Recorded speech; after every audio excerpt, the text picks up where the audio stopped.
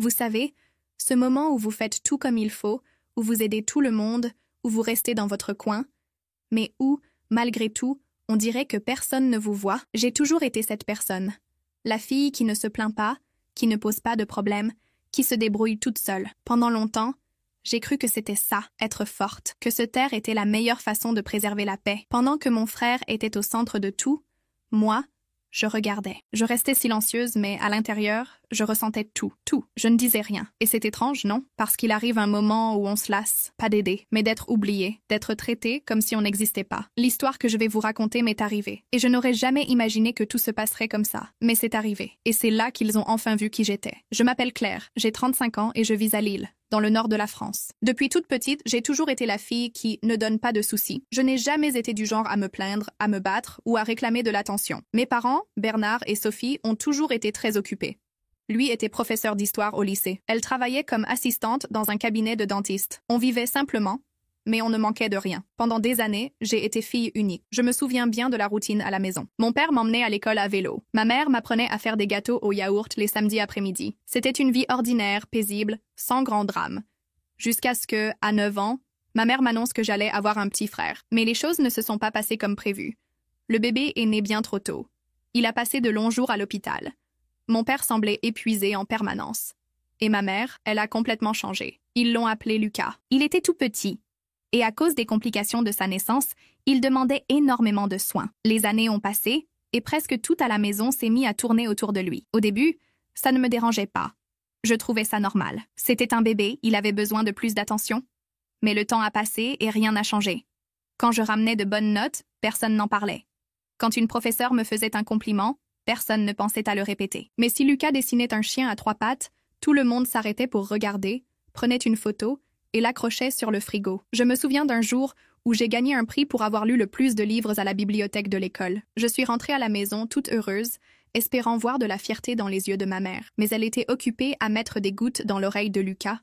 Elle m'a juste dit « C'est très bien, ma chérie », sans même lever les yeux. Petit à petit, j'ai compris que j'étais là pour aider. Quand ma mère disait à quelqu'un que j'étais très mature pour mon âge, elle voulait dire que je savais me débrouiller seule. Pendant que Lucas grandissait avec tout ce qu'il voulait, j'apprenais à me taire. À 14 ans, j'ai commencé à travailler dans une petite boutique de fleurs du quartier. La propriétaire, Madame Renée, était une dame adorable, avec des cheveux blancs et des mains marquées par le temps. Elle a été la première personne hors de ma famille à me dire « Tu es spéciale, tu as un don avec les fleurs ». Et avec les gens. Je ne savais pas quoi répondre. J'ai juste souri. Là, au milieu des pots, des pétales et des parfums de lavande, j'ai commencé à me créer un espace à moi. Je prenais l'argent que je gagnais et je le rangeais dans une petite boîte cachée au fond de mon armoire. Parfois, je m'achetais une pâtisserie. D'autres fois, un livre d'occasion sur une brocante. J'aimais imaginer d'autres vies, d'autres histoires, d'autres lieux. À la maison, personne ne me demandait comment s'était passée ma journée. Personne ne voulait savoir si j'étais fatiguée ou heureuse. On me disait juste « Ne fais pas de bruit, Lucas étudie » ou alors « Aide avec la vaisselle, Claire. Ta mère est épuisée. » Et j'aidais. Toujours, même quand j'étais épuisée, moi aussi. À l'école, mes notes étaient bonnes. Pas excellentes, mais assez pour qu'on me remarque. Mes professeurs disaient là que j'étais responsable. Appliquée. Mais personne de ma famille n'est venu le jour de la remise des médailles. On m'a félicité après, sans grand enthousiasme. La même semaine, Lucas a reçu une nouvelle console de jeu pour avoir réussi son année, même avec des notes bien plus basses que les miennes. Ma mère a dit « Il a besoin de motivation ». Et moi, personne n'a jamais pensé que j'en avais besoin aussi. À 17 ans, j'ai passé le concours pour entrer à l'université de Bordeaux. J'ai été admise. Toute seule, j'ai rempli les formulaires, demandé de l'aide à la bibliothèque pour comprendre les documents et obtenu une bourse qui couvrait le logement et les repas. Quand je l'ai annoncé à la maison, ma mère m'a juste dit « Si loin, Claire?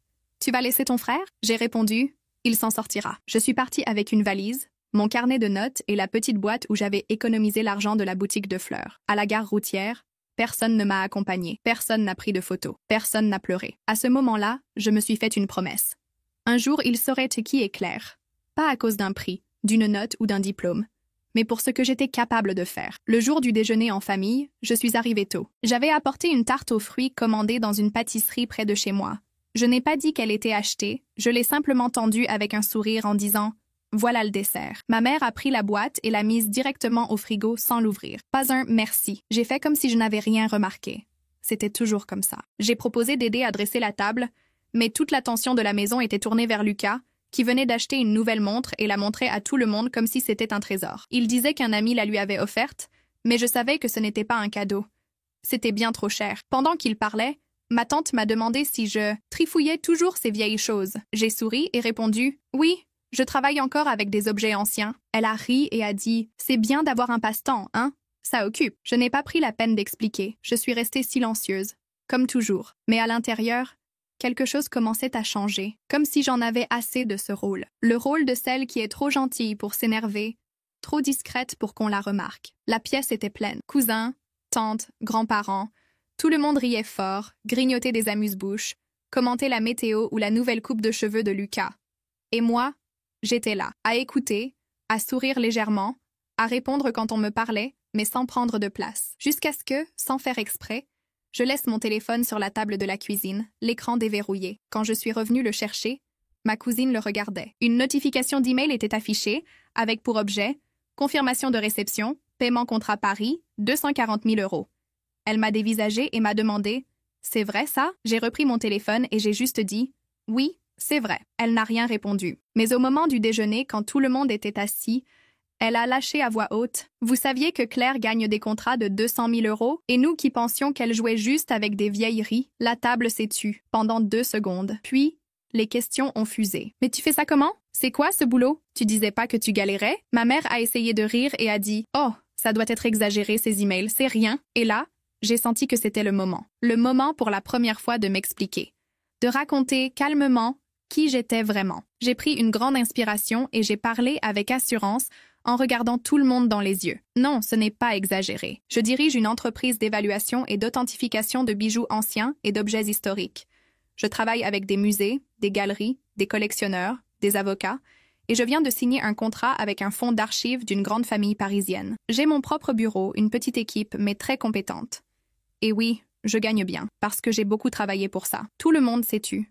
Même Lucas n'a rien dit. Ma grand-mère, toujours si douce, m'a regardée, surprise, et a dit « Mais tu n'as jamais rien raconté, ma petite. » J'ai répondu calmement « Parce que personne ne m'a jamais demandé. » Mon père s'est raclé la gorge et a tenté de changer de sujet en parlant du plat principal. Mais ma mère me regardait comme si j'avais menti toute ma vie. « Tu nous envoyais de l'argent en disant que c'était juste une petite aide. Et tu gagnais tout ça ?» J'ai simplement répondu « Je n'ai jamais dit que c'était une petite aide. J'ai dit que c'était pour aider. Vous avez choisi de croire que je vivais dans la misère. » Lucas, qui était resté silencieux jusque-là, m'a lancé un regard mêlé de colère et d'étonnement. « T'as tout cet argent et t'as jamais proposé de payer mes études ?» J'étais sidérée. Même après tout ça, il pensait encore que j'avais le devoir de financer ses caprices. J'ai déjà aidé Lucas pendant des mois. Et malgré ça, personne ne m'a jamais considérée comme importante. Juste comme quelqu'un qui devait aider par obligation. Ce fut l'un des moments les plus étranges de ma vie, parce que là, devant tout le monde, j'avais enfin parlé. J'avais montré qui j'étais. Mais au lieu de reconnaissance, j'ai reçu des reproches. Comme si mon succès n'avait de valeur que s'il était partagé selon leurs règles. Après le déjeuner, je suis partie jusqu'à ma voiture, seule. Personne ne m'a raccompagnée. Personne ne m'a remercié pour quoi que ce soit. Je me suis assise au volant, j'ai mis ma ceinture et je suis restée immobile, à regarder devant moi pendant un moment. Étais-je triste? Un peu. Mais au fond, ce que je ressentais, c'était un immense soulagement. Pour la première fois, j'avais parlé. Sans crier, sans me disputer, sans chercher à prouver quoi que ce soit. J'avais juste parlé. Et s'ils avaient aimé ou non, ce n'était plus mon problème. Ce soir-là, en rentrant chez moi, j'ai enlevé mes chaussures, posé mon sac dans un coin, et je me suis assise sur le canapé avec une tasse de thé. Le silence de mon appartement semblait différent, plus léger, comme si je m'étais débarrassée d'un poids que je portais depuis des années. Pour la première fois, j'avais montré ma vraie vie. Et même si ça n'avait pas été accueilli avec des applaudissements ou de la fierté, je savais que je ne pouvais plus cacher qui j'étais. Ni à moi-même. J'ai ouvert mon ordinateur, relu quelques rapports et finalisé une commande que j'avais laissée en attente. Malgré tout ce qui s'était passé, le travail ne s'arrêtait pas. J'avais encore une collection de colliers du 19e siècle à authentifier. Un client qui attendait une réponse pour une bague ancienne et un musée qui espérait mon expertise sur une boîte de bijoux héritée par une famille de province. Tout était important. Tout reposait sur moi. En regardant ces objets, j'ai pensé à toutes les fois où je m'étais moi-même traitée comme quelque chose de petit, comme si mon travail n'était qu'un passe-temps, comme si mon histoire ne méritait pas d'être racontée. Mais là, seule dans mon coin, j'ai su, avec une certitude absolue, j'avais de la valeur. Et je n'avais plus besoin de l'approbation de quiconque pour le savoir. Le lendemain, j'ai reçu un message de ma cousine, celle qui avait vu l'email dans la cuisine. Elle m'a écrit « Claire, je voulais te dire que je suis impressionnée par tout ce que tu as construit. Désolée pour ma réaction, je n'avais vraiment aucune idée. J'ai répondu simplement « Merci », court, mais sincère. Parce que, malgré tout, entendre ça faisait du bien. Tout le monde n'a pas besoin de comprendre le chemin qu'on emprunte, mais c'est agréable quand quelqu'un le reconnaît. Cette semaine-là, d'autres choses ont commencé à changer. Un ancien camarade d'université m'a écrit pour me demander des conseils sur la création d'une entreprise. Une jeune femme qui me suivait sur un réseau social m'a envoyé un message disant qu'elle voulait travailler dans l'art mais n'avait jamais osé se lancer. Et pour la première fois, j'ai senti que mon histoire servait à quelque chose de plus grand, que d'autres personnes s'en inspiraient, que, peut-être, je n'étais plus invisible. J'ai continué à faire ce que j'ai toujours fait, évaluer avec soin, rédiger des rapports précis, m'occuper de chaque détail comme s'il s'agissait d'une pièce unique, mais désormais, avec plus d'assurance. En sachant que mon travail n'était pas insignifiant, il était spécial, pas parce que quelqu'un l'avait dit, mais parce que je le savais, parce que je l'avais construit de mes propres mains. Un jour, j'ai reçu une invitation pour participer à une exposition à Lyon. Ils voulaient que je présente une collection rare que j'avais aidé à cataloguer. C'était un événement prestigieux, avec des universitaires, des collectionneurs et des experts venus de toute l'Europe. Autrefois, j'aurais peut-être dit non, pensant qu'une personne plus expérimentée devrait prendre ma place. Mais cette fois, j'ai dit oui, avec confiance, parce que je savais que j'avais ma place là-bas. Et vous savez ce qui est le plus curieux? Plus j'acceptais ma valeur, plus les portes s'ouvraient. De nouveaux contrats, de nouveaux clients, plus de reconnaissance. Mais le plus beau, ce n'était même pas ça. C'était la paix de savoir que je n'avais plus besoin de me cacher, ni de me diminuer pour plaire à ceux qui ne s'étaient jamais souciés de moi. Si vous êtes arrivés jusqu'ici, j'aimerais vous demander quelque chose. Si cette histoire vous touche, si vous vous êtes déjà senti petit, oublié ou sous-estimé, abonnez-vous à cette chaîne. Ce n'est pas juste pour suivre les vidéos, c'est pour faire partie de quelque chose de plus grand. Ici, on valorise des histoires comme la vôtre. Et si vous voulez, racontez-moi dans les commentaires. Avez-vous déjà dû prouver votre valeur à quelqu'un qui ne croyait pas en vous? Avez-vous vécu un moment où vous aviez envie de crier « J'existe » en silence? Partagez. J'ai hâte de vous lire et d'échanger avec vous. Parfois, c'est comme ça qu'on commence à mieux se voir, en partageant. L'exposition à Lyon a été un de ces moments qu'on garde pour toujours. J'étais dans une grande salle, avec un éclairage doux et des vitrines remplies d'objets anciens que j'avais moi-même aidé à restaurer et à identifier. Mon nom était dans le catalogue officiel, et l'une des commissaires m'a présenté comme l'experte à l'origine de la redécouverte de la collection oubliée de Madame Bérard. Quand elle a dit ça, j'ai eu des frissons. Moi, qu'on appelait pendant des années la sœur qui trifouille des vieilleries, j'étais maintenant l'experte à l'origine d'une des collections les plus admirées de la saison. Après ma présentation, une dame s'est approchée de moi. Elle portait un foulard bleu autour du cou et tenait un petit carnet.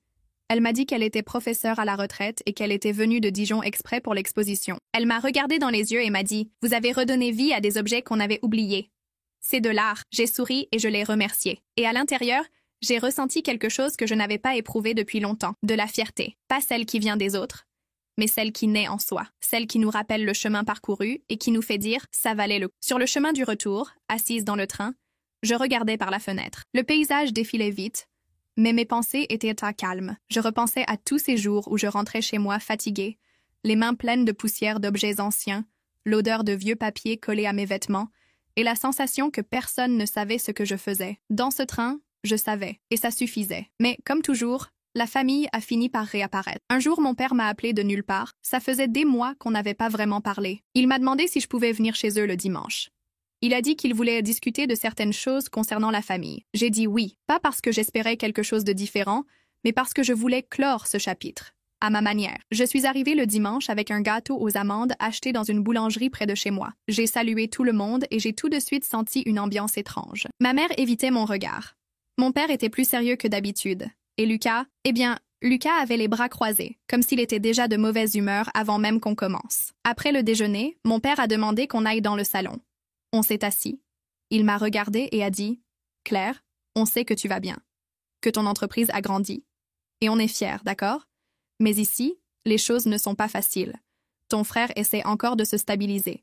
Et on a quelques dettes. On s'est dit que, vu tout ce que tu as accompli, tu pourrais peut-être nous aider un peu plus cette fois. » J'ai pris une grande inspiration. Il ne m'avait pas appelé pour discuter. Il m'avait appelé pour demander.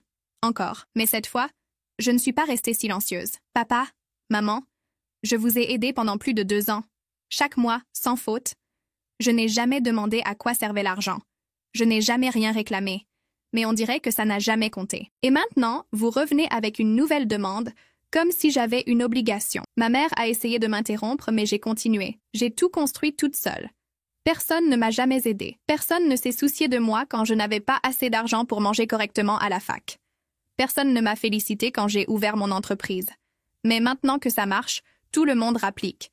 Ce n'est pas du soutien, c'est de l'opportunisme. Lucas a soufflé. Alors maintenant, t'es riche et t'es devenue arrogante? Je l'ai regardé et j'ai répondu calmement. Je ne suis pas arrogante. J'ai juste appris à me respecter et à ne plus accepter qu'on m'utilise. Ma mère s'est levée, gênée, et a dit « On veut juste que la famille reste unie. » Je me suis levée aussi. Alors peut-être qu'il est temps de me considérer comme une vraie partie de cette famille. Parce que jusqu'à maintenant, on dirait que vous ne vous souvenez de moi que quand vous avez besoin d'argent. Je suis partie ce jour-là avec le cœur lourd, mais la conscience légère. Pour la première fois, j'avais posé des limites. Pour la première fois, je m'étais défendue. Sur le chemin du retour, j'ai repensé à tout ce que j'avais vécu jusque-là. Et même avec toute cette tristesse, je savais que cette conversation était nécessaire. Ce n'était pas une question d'argent. C'était une question de respect, de reconnaissance, de ne plus laisser personne diminuer ce que j'avais construit. Après cette discussion avec mes parents et Lucas, j'ai passé quelques jours sans parler à personne de la famille. Ce n'était pas de la colère. C'était de la fatigue. Une fatigue qu'on ne peut pas expliquer avec des mots savants. Je voulais juste être en paix.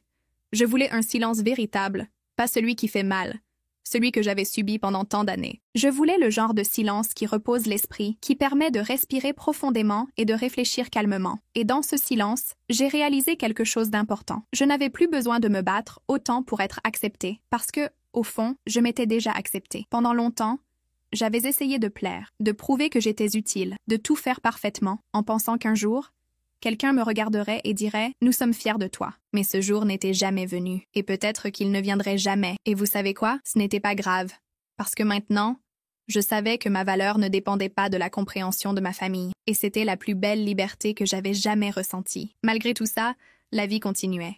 Le travail s'accumulait, les commandes affluaient, et je restais concentrée sur mon développement. Un jour, j'ai reçu une invitation pour participer à un événement international sur la conservation du patrimoine historique, à Lisbonne. Ils voulaient que je parle de cas concrets d'objets mal identifiés qui s'étaient révélés être des trésors. J'ai accepté immédiatement. C'était une opportunité majeure.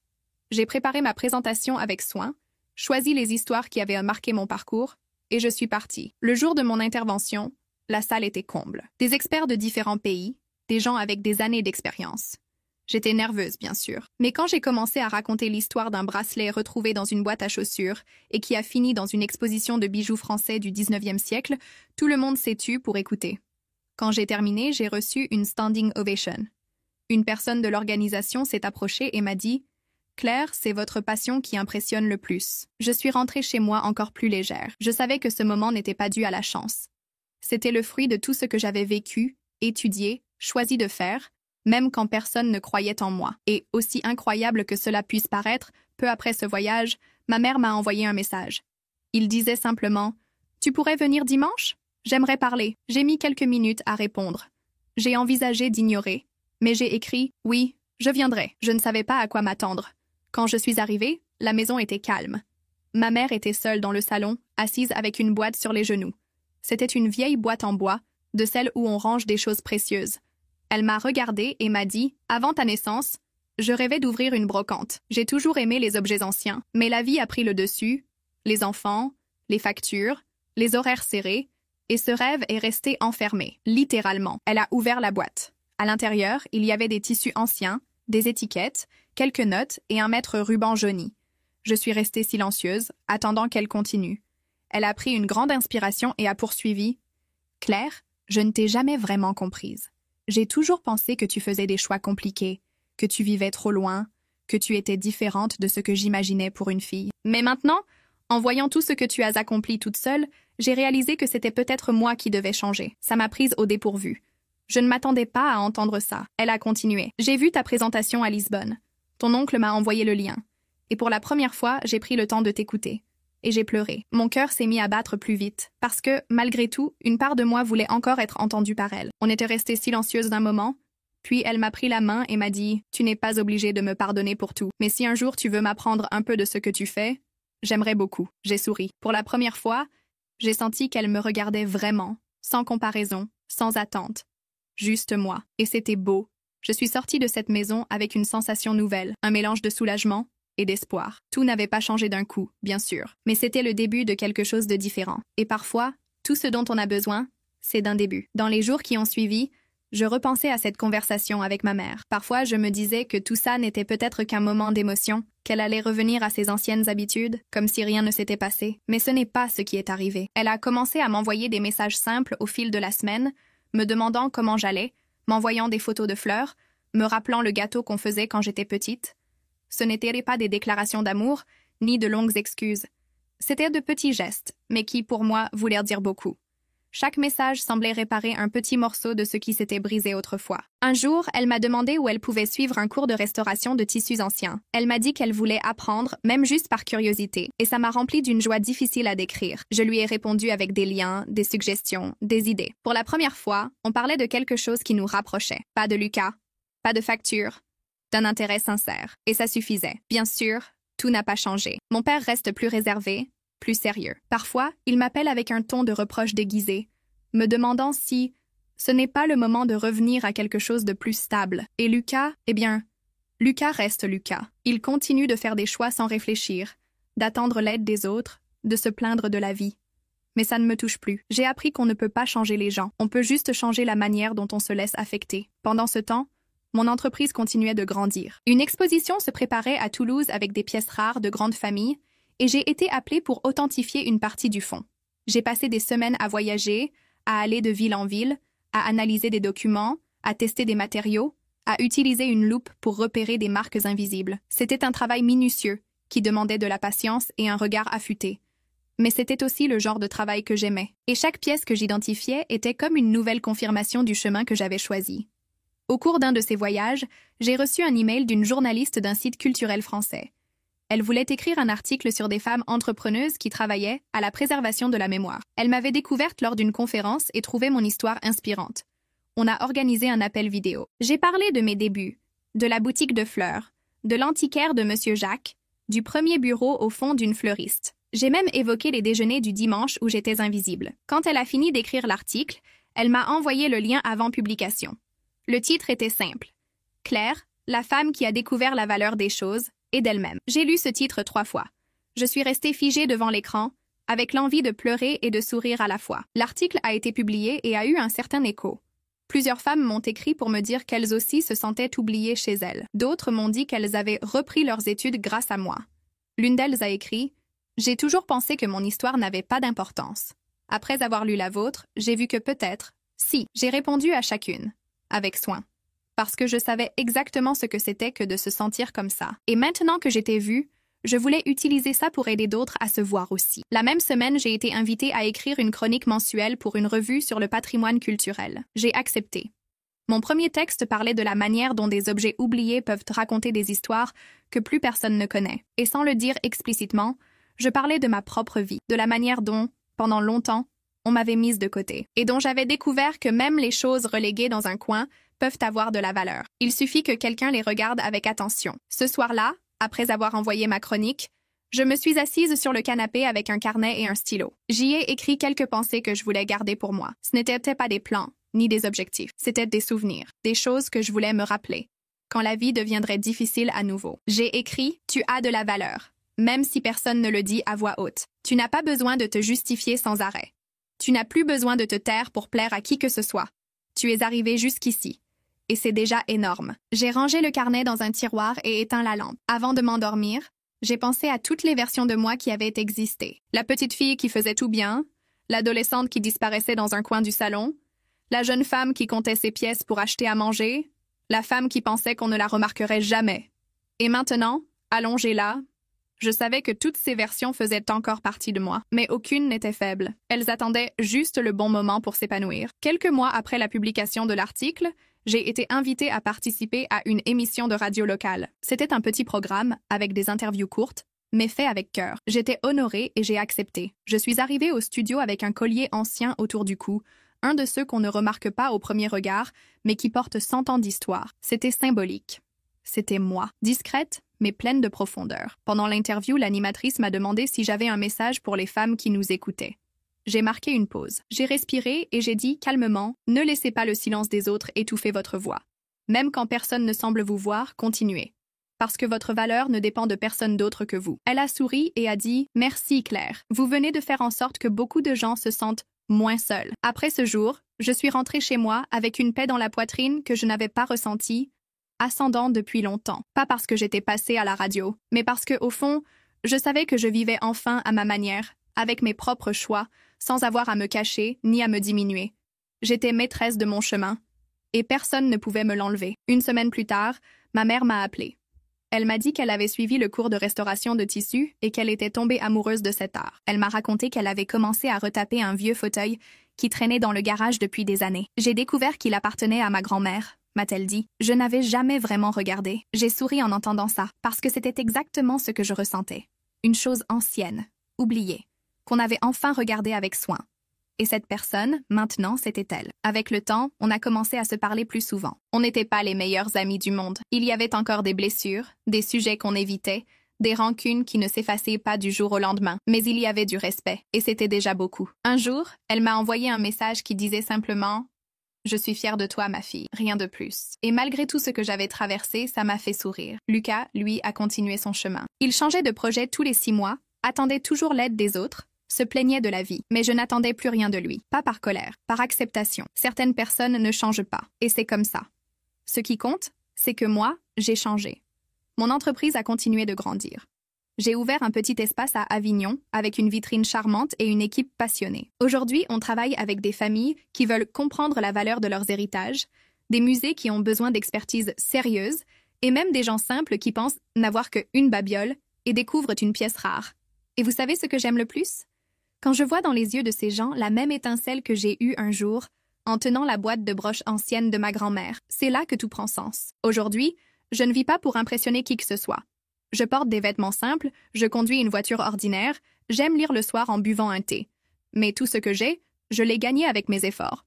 Et ça me suffit. Quand on me demande comment j'en suis arrivée là, je raconte. Mais je raconte lentement, sans hâte.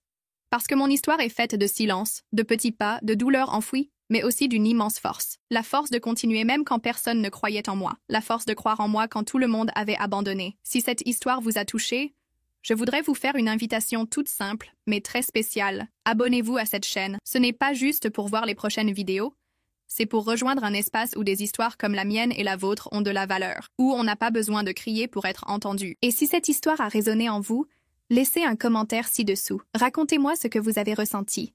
Si vous avez vécu quelque chose de similaire, si vous avez appris quelque chose, créons un lieu où on partage, où on s'accueille et où on aide les autres à se voir aussi. Merci d'avoir écouté mon histoire jusqu'au bout.